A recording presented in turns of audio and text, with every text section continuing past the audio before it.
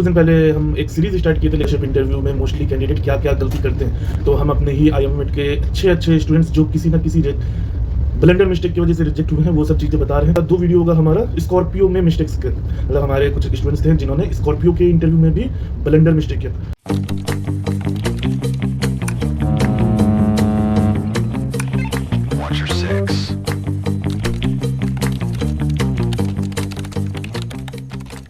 Hello everyone, हमें third officer Shoaib Ali और आप सभी का स्वागत है मेरे YouTube channel sail with Ali पे। तो अभी कुछ दिन पहले हम एक सीरीज़ स्टार्ट किए थे लेकिन उसको कंटिन्यू नहीं कर पाए टाइम टेबल की वजह से। तो उसमें हम इंटरव्यू के मिस्टेक्स को बता रहे थे कि स्पॉन्सरशिप इंटरव्यू में मोस्टली कैंडिडेट क्या क्या गलती करते हैं। तो हम अपने ही आईएमएट के अच्छे स्टूडेंट्स जो किसी ना किसी ब्लेंडर मिस्टेक की वजह से रिजेक्ट हुए हैं वो सब चीज़ें बता रहे हैं ताकि आप लोग ये गलती इंटरव्यू में कभी नहीं करें। तो इससे पहले हम लोग बात किए थे जय आदित्य के बारे में, उसके 3 इंटरव्यू के बारे में कि 3 इंटरव्यू में वो क्या गलती किया था। अभी हम लोग बात करेंगे, अगला 2 वीडियो होगा हमारा स्कॉर्पियो में मिस्टेक्स के, मतलब हमारे कुछ स्टूडेंट्स थे जिन्होंने स्कॉर्पियो के इंटरव्यू में भी ब्लेंडर मिस्टेक किया था। बहुत अच्छे कैंडिडेट होने के बाद ऐसी गलती जो कि रिजेक्शन का रीज़न बनती है। तो सबसे पहले हम लोग बात करेंगे एक हमारे ऐसे स्टूडेंट की जिसकी पीसीएम 90% अबव थी, मतलब one of the brilliant student of our IMAT. हमारे स्टार्टिंग के ही बैच में था, जैसे हमारा आईएमएट स्टार्ट हुआ था तभी से वो हमारे साथ था और मतलब बहुत अच्छा लगा, मतलब प्रिपरेशन एकदम परफेक्ट चल रहा था। उसका पीसीएम अच्छा था, एप्टीट्यूड अच्छा था, बेसिक्स अच्छा था, पर्सनल इंटरव्यू अच्छे थे, टेक्निकल इंटरव्यू अच्छे थे, सब कुछ में वो बहुत अच्छा। लेकिन फिर भी स्कॉर्पियो में वो रिजेक्ट हुआ। उसका रीज़न बताते हैं। जब वो प्रिपरेशन कर रहा था तो बार बार वो हमको मैसेज करके पूछा करता था शिपिंग से रिलेटेड चीज़ें, जैसे कि बलास्टिंग डी बलास्टिंग क्या होता है, रडर कैसे काम करता है, फिर अपना प्रोपेलर कैसे वर्क करता है, प्रोपेलर शाफ्ट क्या होता है। हमेशा वो ये सब चीज़ें हमको मैसेज कर करके पूछता था। हम उसको हमेशा एक ही बात बोलते थे कि देखो अभी स्पॉन्सरशिप पे फोकस करो, स्पॉन्सरशिप में जो चीज़ें पूछी जाती हैं उस चीज़ पे फोकस करो, वो सब चीज़ें प्रिपेयर करो। ये सब चीज़ें इंटरव्यू में नहीं पूछते हैं। लेकिन उसको समझ में ही नहीं आता, तो वो बोलता था भैया मैं नॉलेज ले रहा हूँ, मतलब वास्ट नॉलेज, मतलब इंस्टीट्यूट ज्वाइन करने से पहले ही मैं चाहता हूँ कि मुझे बहुत सारे नॉलेज हो जाए। इससे मुझे इंटरव्यू में भी फ़ायदा होगा जब मैं इंटरव्यूअर को बताऊँगा कि हाँ मैं इतना जानता हूँ, ये जानता हूँ, वो जानता हूँ। हम उसको बहुत समझा, वो नहीं समझा। स्कॉर्पियो का रिटर्न दिया, एकदम आराम से स्कॉर्पियो का रिटर्न क्लियर हुआ।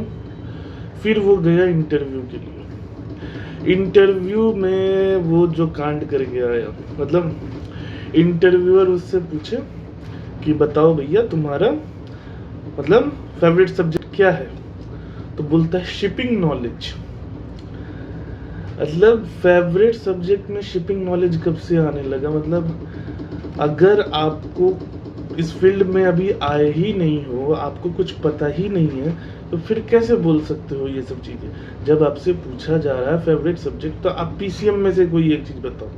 हमेशा याद रखें फिजिक्स या फिर मैथ, ये दोनों में से किसी एक को बताते हैं। केमिस्ट्री भी नहीं बताना, क्योंकि केमिस्ट्री में भी अगर बहुत ज़्यादा वो डीप चला गया तो तुम लटक जाओगे। तो बेटर है फिजिक्स और मैथ से बताओ, ताकि वो लोग वही क्वेश्चन पूछेंगे जो कि ऑलरेडी तुम प्रिपेयर किए रहोगे, क्योंकि इसमें यूनिवर्सल्स क्वेश्चन होते हैं। तुम फिजिक्स बताओगे तो वो लोग फिजिक्स के लॉ पूछेंगे, थोड़े बहुत फार्मूलाज पूछेंगे। मैथ का बताओगे तो मैथ में ज़्यादा से ज़्यादा मेंसुरेशन के फार्मूला और ट्रिग्नोमेट्री के फार्मूला पूछेंगे, उससे आगे नहीं जाएंगे। लेकिन अगर आप ओवर स्मार्ट बनते हो और वो सामने वाला बंदा उससे ज़्यादा ओवर स्मार्ट निकला, तब आप लटक जाओगे।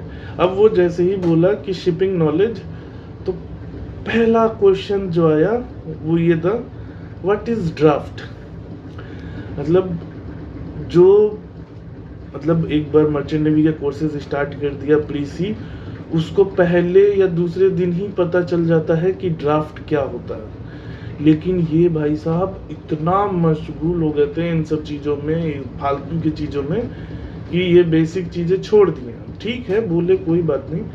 अब वो पहला ही क्वेश्चन नहीं बता पाए ड्राफ्ट क्या होता है, उसके बाद से इसका हो गया कॉन्फिडेंस डाउन, सामने वाला इसको लपेट लिया शिपिंग नॉलेज में और एक से एक क्वेश्चन पूछते गया, ये किसी का जवाब नहीं दिया। एक से एक क्वेश्चन क्या, एकदम basic basic question. Archimedes principal का थोड़ा सा एडवांस लेवल पे पहुंच गया, फिर सेंटर ऑफ ग्रेविटी पे पहुंच गया, अंडर वाटर वॉल्यूम क्या होता है, ये सब पे पहुंच गया। अब ये भाई साहब को कुछ पता ही नहीं है, क्योंकि ये तो बस यूट्यूब और गूगल के भरोसे चले गए थे।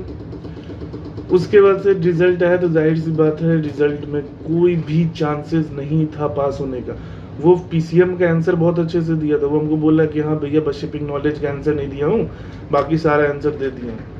जब फेवरेट सब्जेक्ट का ही आंसर नहीं दिया तो पास कैसे करोगे। हम उसी टाइम बोल दिए कि भैया तुम दूसरे कंपनी के लिए प्रिपेयर करो, स्कॉर्पियो गया तुम्हारे हाथ से। और जाहिर सी बात है जब रिजल्ट आया तो स्कॉर्पियो में वो फेल था, स्कॉर्पियो से उसको मेल नहीं आया। तो अगर आप भी ये गलती कर रहे हैं कि जो चीज़ें ज़रूरी हैं वो ना पढ़ के फालतू की चीज़ों पे ध्यान देना, तब ये आपकी बहुत बड़ी मिस्टेक हो सकती है।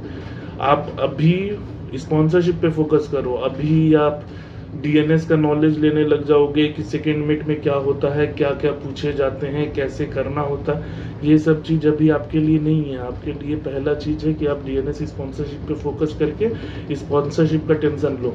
मास्टर कितने साल में बनोगे, चीफ मेट का एग्ज़ाम क्या होता है, ये सब चीज़ आपके लिए नहीं है। वो जब आएगा तब टेंशन लेना, अभी जो सामने टेंशन है उसको लो, अच्छे से प्रिपेयर करो। अगर अच्छे से प्रिपेयर करना है, कुछ डाउट आ रहा है, लग रहा है कि हाँ हेल्प चाहिए, क्योंकि अभी मोस्टली जितने भी बच्चे सेलेक्ट होते हैं किसी ना किसी कोचिंग से ही रहते हैं, क्योंकि कंपटीशन का लेवल बढ़ चुका है। तो आप भी रिस्क नहीं लीजिए, आईएमयू में ज्वाइन कीजिए। फ़ी बहुत कम है, कम फ़ी में अच्छे से गाइडेंस के साथ प्रिपरेशन करोगे तो सिलेक्शन के चांसेस बढ़ेंगे। हम ऐसा नहीं बोलते हैं कि 100% सिलेक्शन करवा देंगे, लेकिन ये गारंटी दे सकते हैं कि आप हमेशा 100% सेटिस्फाइड हो गए आईएमयू में ज्वाइन करने के बाद। चलिए आज के लिए इतना ही रखते हैं, tata bye bye, take care.